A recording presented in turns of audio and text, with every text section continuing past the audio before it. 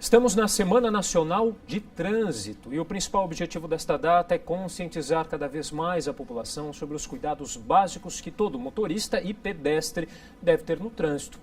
E para falar sobre o assunto, eu recebo agora a Amelie Malatesta, que é presidente da Comissão Técnica de Mobilidade a Pé e Acessibilidade da ANTP, Associação Nacional de Transportes Públicos. Tudo bem, Amelie? Tudo bem? Tudo bom, obrigado pela presença novamente. Eu que agradeço o convite e dou parabéns pela abordagem do tema, que é muito importante. Com certeza. E o tema esse ano é Minha Escolha Faz a Diferença no Trânsito. Bom, que escolha é essa ou quais escolhas são essas que podem fazer a diferença no trânsito, Amelie? Olha, veja bem, a mobilidade, o custo do trânsito é um custo pago por todo mundo, tá? Então, a escolha que você faz da sua forma, do seu modo de se deslocar, todo mundo paga a conta. Tem um estudo canadense que mostra que, por exemplo, se você escolhe a caminhada, andar a pé, se você gasta uma unidade monetária qualquer, poderia ser R$1, a sociedade vai pagar 1 centavo. Agora, se você escolher o automóvel e você gasta R$1, a sociedade vai pagar R$ 9,20. E que custo é esse? É o custo com a infraestrutura, é o custo com os impactos, né, da poluição, da qualidade de vida, do trânsito, tá? Então, é assim, é escalonado. Então, a bicicleta também, o custo que a sociedade paga é pequeno, o transporte público também. O grande vilão é realmente o transporte motorizado individual, que o custo é alto, a ocupação do que ele faz do espaço, né, é alta, ele emite poluente, né? Tem um estudo da NTP, do perfil de mobilidade, que tem aí mostrando que o veículo, né, que compõe a frota de mobilidade das cidades brasileiras que mais polui é o automóvel. Amelie, sem falar aí dos prejuízos, dos prejuízos irreversíveis, né, que a gente tem, que são as mortes, que a gente tem dados aí do Infociga, o órgão do governo do estado aqui de São Paulo, sobre a segurança do trânsito, que mostram aí que as mortes no trânsito aumentaram 1,8% no primeiro semestre desse ano na comparação com o mesmo período do ano passado. E os pedestres são aí as maiores vítimas, foi o número de mortes de pedestres em São Paulo, foi o que mais cresceu nessa comparação.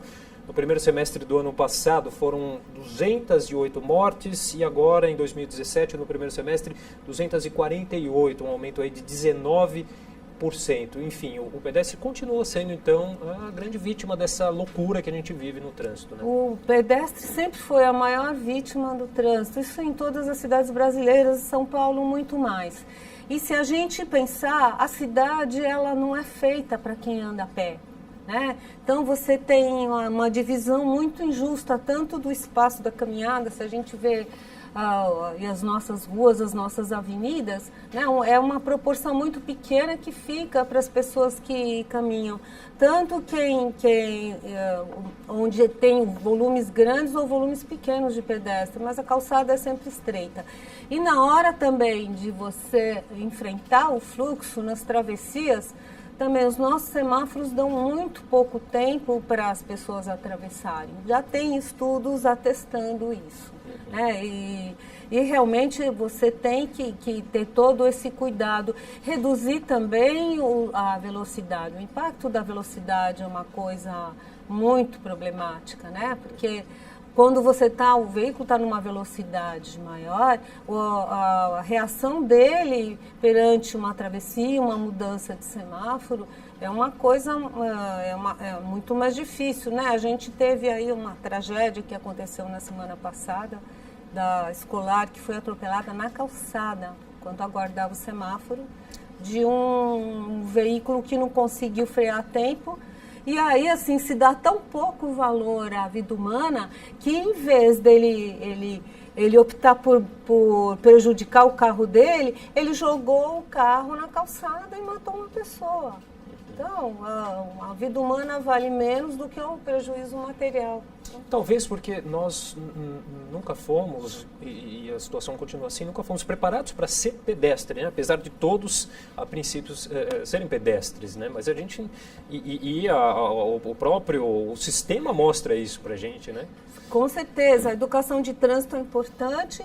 E outra coisa que eu quero chamar a atenção, a preparação do condutor também não foca a situação de vulnerabilidade de quem está a pé ou de bicicleta nas cidades, tá? Isso eu falo do país todo, São Paulo também.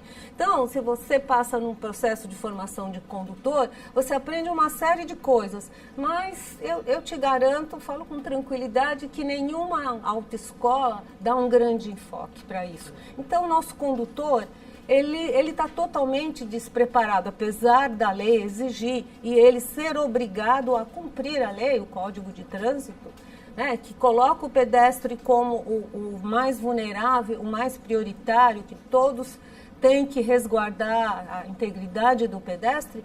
Os condutores não realizam isso na prática. Esse é um problema muito sério. E a gente tem aí um outro problema muito sério aí decorrente da tecnologia, que são celulares aí, que cada vez mais tem um impacto aí em acidentes de trânsito, né?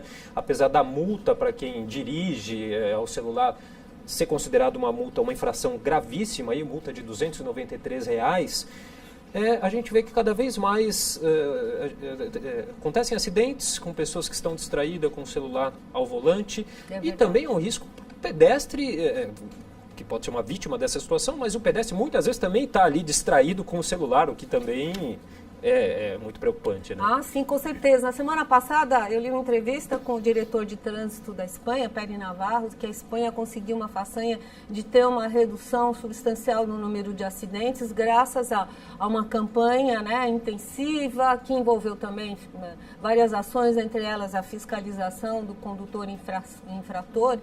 E eu quero fazer uma observação. Todos acabam sendo atingidos pela distração ao celular, só que as consequências são bem diferentes, né? Um pedestre que se distrai ao celular, né, ele vai prejudicar ele mesmo ou ele vai trombar numa pessoa. São menores, é bem diferente quando você está dirigindo uma caixa de aço que pesa no mínimo 2 toneladas, né, a 50 por hora, que é a velocidade que é permitida aí na maioria das vias de São Paulo, e você está atento ao celular. Ele comparou que uma pessoa que responde mensagens no celular é como se ela tivesse bebido 4 cervejas.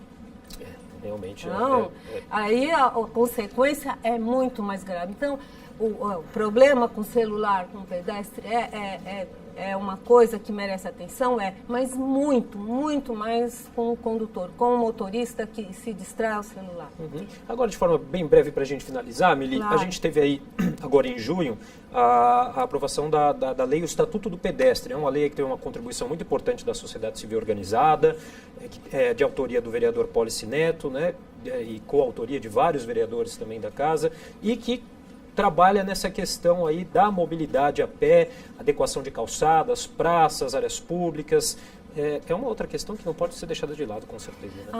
O Estatuto do Pedestre é uma grande conquista do pedestre, da sociedade, porque ele estabelece uma ferramenta legal que permite com que a sociedade ela exija sempre do poder público, da prefeitura, que cumpra essas diretrizes relativas a beneficiar os deslocamentos a pé, independente até da prioridade que venha com cada gestão. Então, para a sociedade é importante. E para o gestor público também, eu imagino que seja igualmente importante, porque ele vai apontar a necessidade do poder público, da prefeitura, em cumprir essa lei. Então, isso significa uma continuidade num processo, tá?